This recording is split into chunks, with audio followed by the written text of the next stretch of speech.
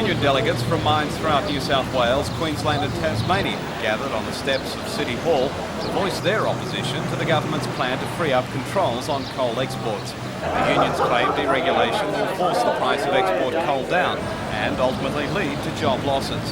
And on that issue, the mining unions are prepared to fight. We've actually been very tolerant of the situation. The announcement was made on the 17th of September. We haven't taken any industrial action. We've allowed the process of consultation to go ahead, but we've reached a stage now where somebody's got to come up with the right sort of answers, or otherwise there's going to be major industrial disputation in the industry. And as Resources and Energy Minister Senator Gareth Evans and Trade Minister John Dawkins arrived at the meeting, they were given an indication of the strong feeling the deregulation issue has evoked. There is no magic about it. There is no way in which we can artificially create demand around the world for your coal. It's all a question. It's all a question of ensuring that Australia continues to be as competitive as possible. Inside, it was down to business with the deregulation issue high on the agenda. The ACCC is made up of government representatives, union officials, coal carriers and producers. After almost 3.5 hours of talk, Senator Evans announced a committee will be set up to monitor the policy. Sticking by deregulation.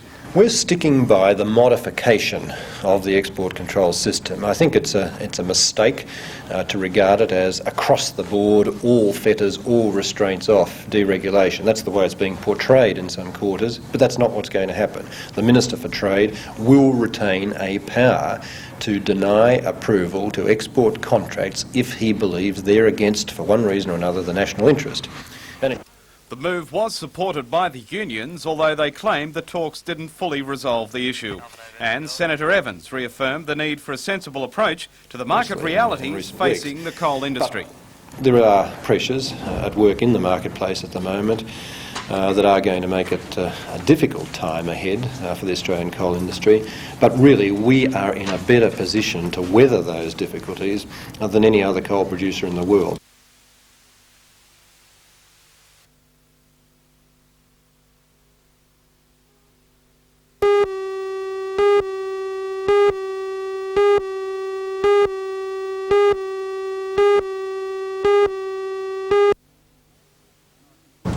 And I congratulate all the members of the police station was given right royal treatment. With the street closed off and more than 100 official guests, including Deputy Police Commissioner Graham and local member Harry Moore, invited to witness the ceremony. The extensions and renovations cost more than $250,000. Mr Petullo says this is all part of the department's plan to provide a better working environment for police. Mr Petullo also spoke of another issue related to staff welfare, the alarming number of sick days taken by police. The Minister says that a study is being done into the problem, but he believes many days are taken off because of stress. The nature of the work, of course, is very much associated with stress. Do you think this points to the need for more police? Well, I have indicated that the government will be moving towards providing the biggest increase ever over a 2-year period, and indeed over the last 10 years this government has increased resources, but so has crime risen, and the government is responding very, very firmly.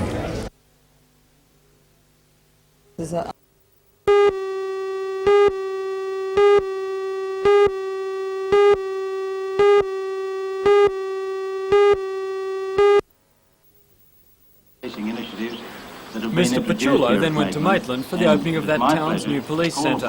The building was formerly the offices of the Shortland County Council. $4.5 million was spent acquiring the building and converting it into one of the biggest country police centres in the state. Local dignitaries joined a large contingent of police for the opening.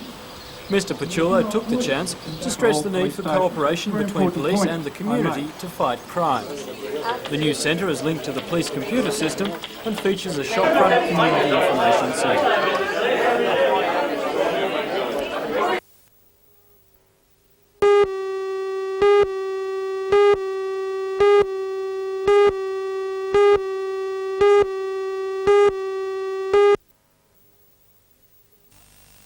The council is preparing for when this massive shopping centre at Erina opens next March. It's expected to take much of the retail lifeblood out of central Gosford, and the council plans to give the CBD a transfusion in the form of office buildings. Following the adoption of the Council's long-awaited city centre study, which provides a planning guideline, all systems are go for Operation Rescue. The Council has already okayed 2 multi-million-dollar office developments. This 4-building project, which incorporates 2 4-storey, 1 6-storey and 1 9-storey structure, is to be built at the western end of Man Street. Truths has also had its proposal for the redevelopment of the Broadwater Hotel next to the Council chambers in Man Street adopted. That project will be a 5-storey and a 9-storey office building, with some shops included. And then there's the Twin Towers development in Donald Street, which still has to go to Council.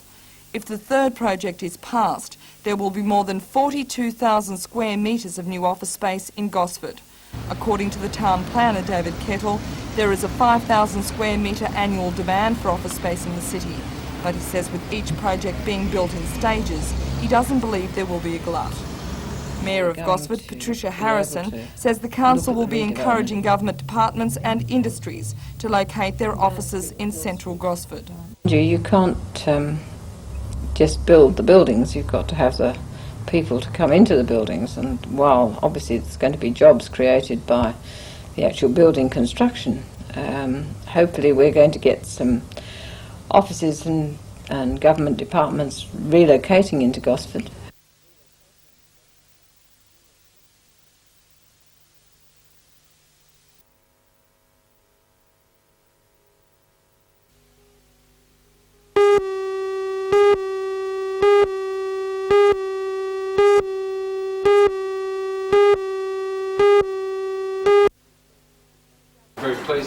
The judges presented the Achiever Award to Ingham's Enterprises for a preventative program conducted over 3 years. The company involved all workers on the training, supervising and decision-making to create a more safe industrial environment. Tonight, there were smiles all round when their success was recognised. Special guest at the function was the Chairman of WorkSafe Australia, Jim Brazel, who spoke on the future of industrial health and safety. He applauded the recent moves to involve workers in consultation on industrial matters, and he also said it was the worker who had the least to fear from the proposed changes to the present workers' compensation payments laws. Well, I don't know that they are being threatened. I mean, if the reality of the situation is that only 60% of workers' compensation payments ever go to the individuals that suffer the injury. The rest go to the medical profession and the legal profession. And that's where you're seeing the opposition to the proposals that are up for public discussion in New South Wales at the present time.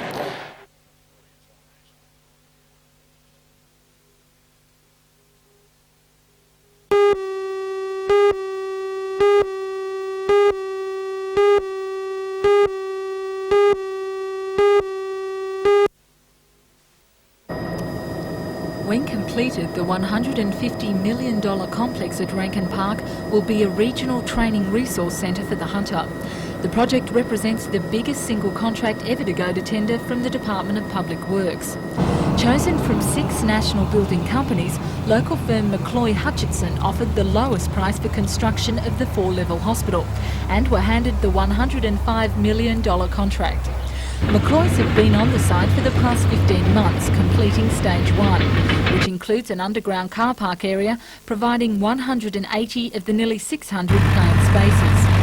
Now joined by the Sydney-based Hutchinson firm, stage 2 has begun. According to Don McCloy, the 4-year project will provide hundreds of new jobs, boosting the local building industry. A tremendous amount of local people. The great bulk of people will be local. My company in particular is all local and always has. We've never extended our business outside the Hunter region. There's potentially 1,000 jobs all up, possibly in the vicinity of 100 people on site, and that might vary to 500 at any one stage. Off-site there would certainly be 600 people and possibly more, manufacturing, preparing goods for the building. It's an enormous building. The Department of Work says the city will have its new teaching hospital by late 1990, but the builders say if things go according to plan, it could even be sooner. We think we can do it quicker than that, but certainly we always reduce that time in production, but not quality control. We're very, very careful of quality control. Right, that's fine. That was a long one.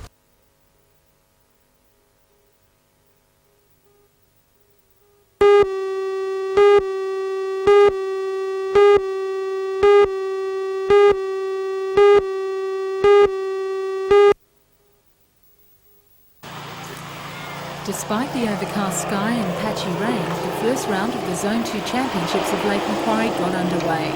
With the competitive skiing events opening this weekend, many of the water skiers from as far south as Wollongong will be aiming for selection in the state team over this season. And if they're chosen, they'll use all these manoeuvres in the national titles of Brisbane early next year. A feature spectacle today was the return of Leslie Puxty to the competition round after 10 years retirement. The 34-year-old experienced skier from Merewether was ranked number 2 in the world before her decision to bow out of the competitive field. A few warm-up runs and Leslie may be seen back on the water, displaying the skills and techniques which skied her to the top.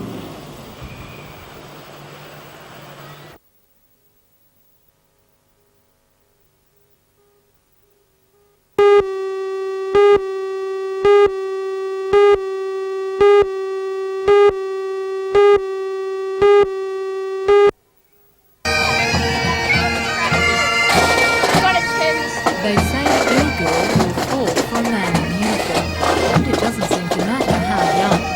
Today, 5 from throughout Newcastle paraded down the main street of Charlestown before a crowd of locals who helped celebrate 50 years of the town's fire brigade unit. Led by the local member for Charlestown, Richard Face, a convoy of polished vehicles showed off an era of transport through half a century of faithful service in the brigade. The Charlestown Volunteer Unit was formed after the local hotel burnt down in 1935 and seated upon an old Bedford motor were some of the original members. Times have changed since then and a new station has now been built.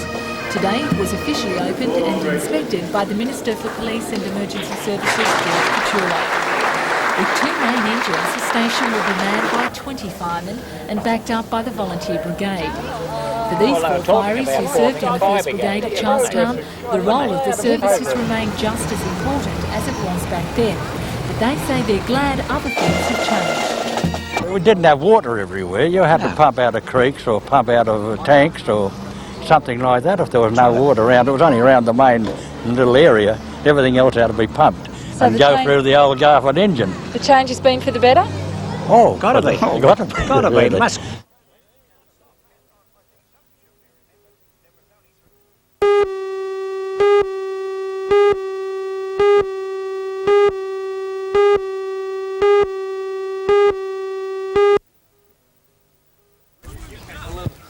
Gridiron, or as it's known in the USA, American football, is gaining a healthy following in Sydney and interstate, with 11 teams playing in this year's Sydney competition.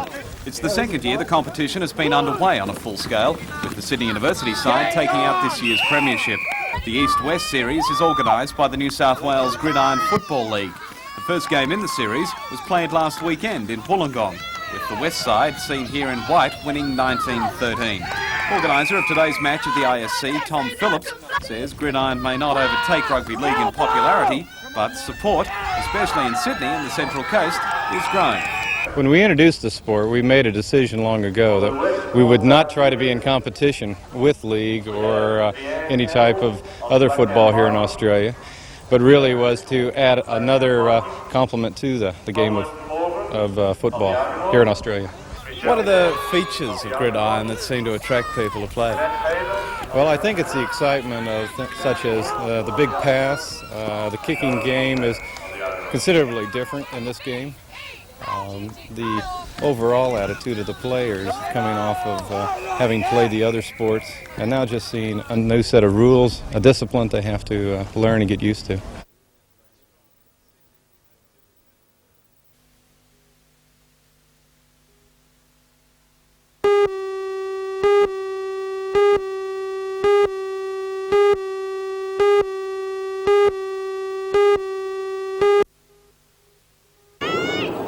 The 3-day carnival is being hosted by the Irrawang Primary School. 11 regions are competing for the title of Champion Region. An added incentive for individual players is the selection of the state representative team. The Hunter team defeated Riverina 4-2 in the first of its 10 matches in the round-robin competition. 7 of the 12 girls in the Hunter team were selected from the Muswellbrook squad. The organisers say softball is the fastest growing sport in primary schools, and next year boys will join girls on the softball diamond. This competition ends on Thursday when the state premier team will be decided.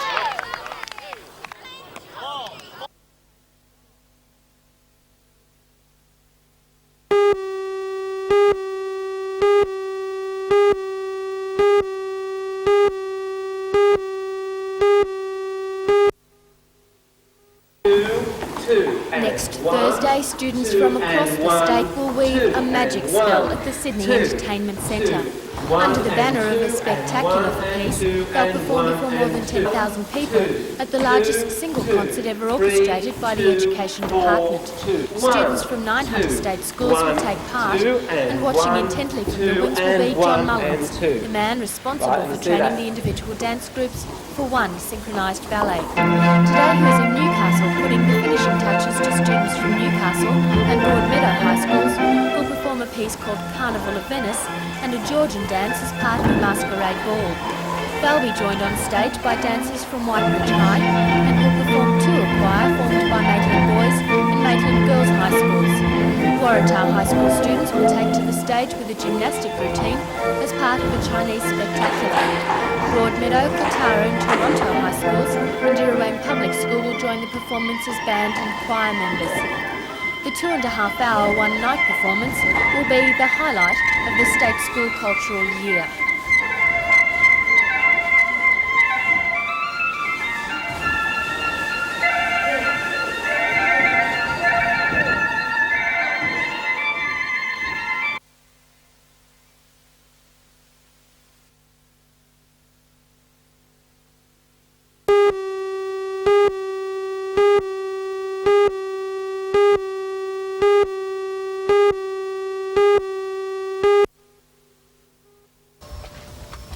More than 300 nurses walked off the job on Monday, leaving the 400 patients at the hospital in the caring hands of a small group of volunteers. On Tuesday, more than 100 laundry, kitchen, domestic and outdoor staff joined the striking nurses after a meeting of the Health and Research Employees Association, which voted to support them and protest against their own staffing conditions. The meeting of nurses at Morisset today decided to send a two-person delegation to Sydney to meet with Industrial Commissioner McArdle. Soon after, a meeting of the H&REA resulted in the same vote. Commissioner McArdle adjourned the hearing pending an inspection next Monday of Morisset Hospital and the staffing conditions. But the Commissioner said the inspection would only take place if all staff, both nurses and auxiliary, return to work immediately. The recommendation will be put to members of both the Nurses Association and the H&REA at union meetings tomorrow. Meanwhile, nurses at Stockton Hospital today decided to rescind the motion not to accept the 10% wage package and 38-hour week proposal offered by the Public Service Board. The nurses will meet again on Monday to vote on the package and will also decide whether to support their colleagues at Morisset in their industrial action.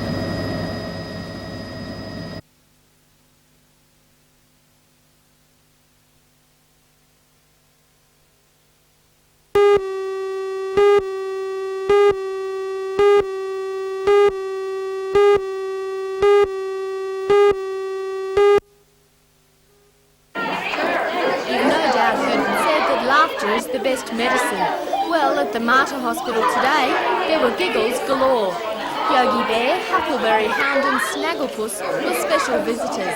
They were there to share a game with or just to cuddle, and the ward came alive with laughter, though not for everyone in the beginning.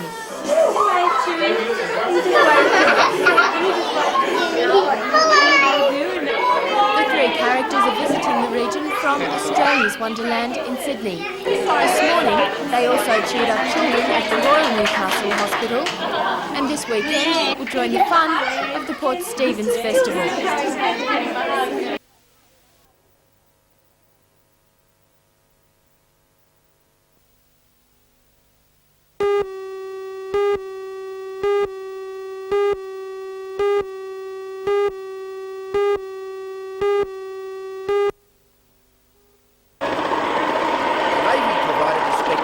Start to today's feature events, the surf boat and surf ski marathons. In the ski event, former national ski champion and the winner of the Foster City Ski Marathon, Chris Bond at the entrance, was first onto the beach by the narrowest of margins after paddling a gruelling 20 kilometres from Hexham to Newcastle Beach. The surf boat marathon was taken out by Bateman's Bay from the south coast. They beat 2 local clubs. Big crowds gathered at Newcastle Beach to help get Surfest off to a colourful start.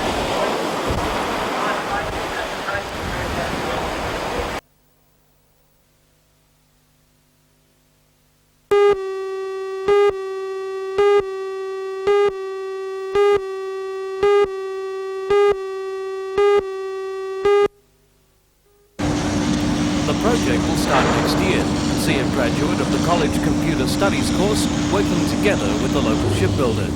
Computer programs will be developed to interface existing design facilities with the production process. The graduate chosen will be employed by the CAE for 2.5 years, with half the salary cost being met by the grant and the other half by Carrington Slipways. The grant has been awarded under the National Teaching Company Scheme, which was allocated $750,000 in the last federal budget. A second local project, which involves the Rundle's Clothing Company, has been recommended for state government funding. This would see a computer program developed which would aid in manufacturing controls and management systems.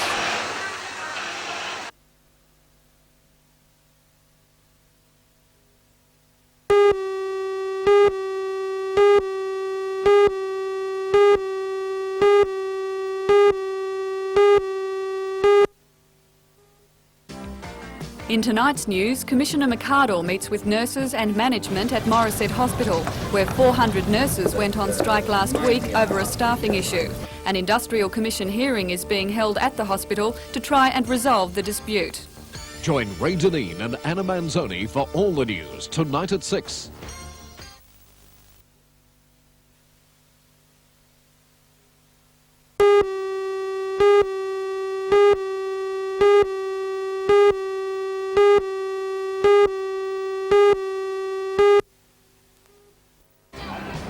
Hello, I'm Matthew Clark. One of the world's richest surfing tournaments, the BHP Steel International and Coke Surf Trials, began here at Newcastle Beach this morning. A field of more than 200 men and women surfers, including the world's best, is here for a crack at $84,000 in prize money. Join Ray Deneen and Anna Manzoni for all the news tonight at 6.